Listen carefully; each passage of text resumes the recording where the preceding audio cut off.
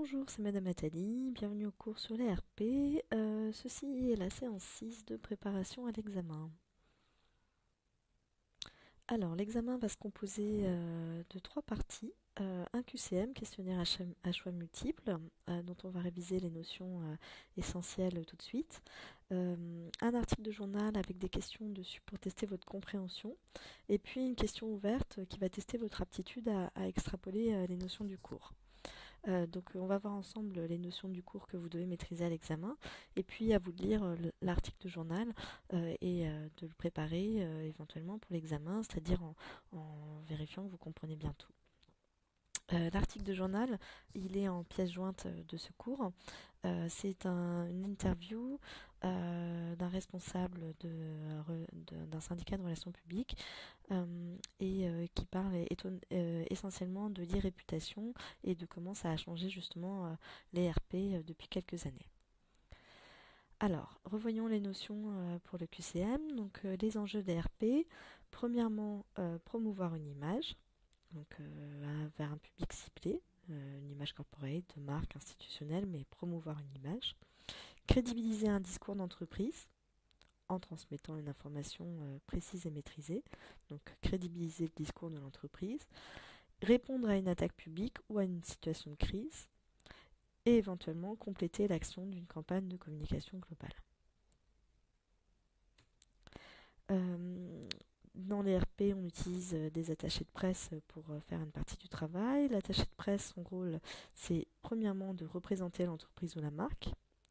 Deuxièmement, d'élaborer la stratégie de relations presse.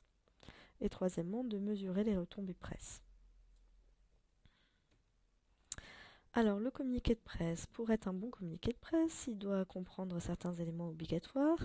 Une en-tête identifiée communiqué de presse, donc ça c'est important, il faut qu'en haut il y ait marqué communiqué de presse, donc cette en-tête identifiée. Un titre accroche, qui va synthétiser l'information du communiqué, donc un titre accroche. Une information qui va être développée sur une page maximum, donc pas plus d'une page, pas plus de 3 à 4 informations par communiqué, parce que sinon après c'est trop, donc surtout pas 10. Et puis quelques visuels éventuellement, donc c'est pas forcément que du texte, et en général d'ailleurs c'est mieux de mettre des visuels, ça rend le communiqué plus agréable. Et enfin, très important, un contact presse, parce que si vous envoyez un communiqué et que vous n'avez pas le contact presse, ben, ça sert à rien. Petit tour sur les indicateurs classiques de la mesure de la notoriété.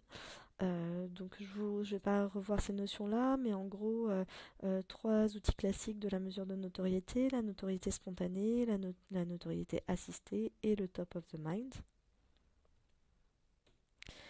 Les trois scénarios types de la crise, de la communication de crise, du point de vue des RP.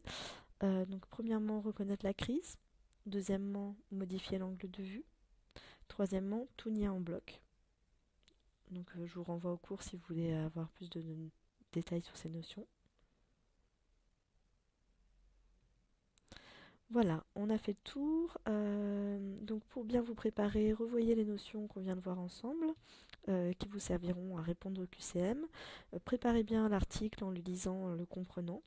Les questions seront assez simples à partir du moment où vous aurez fait cette préparation. Et puis ne vous inquiétez pas, je serai là pour l'examen et tout se passera bien. L'examen n'est pas très compliqué. Si vous avez des questions, n'hésitez pas à me contacter à cours.communication.ilci@gmail.com. À très bientôt.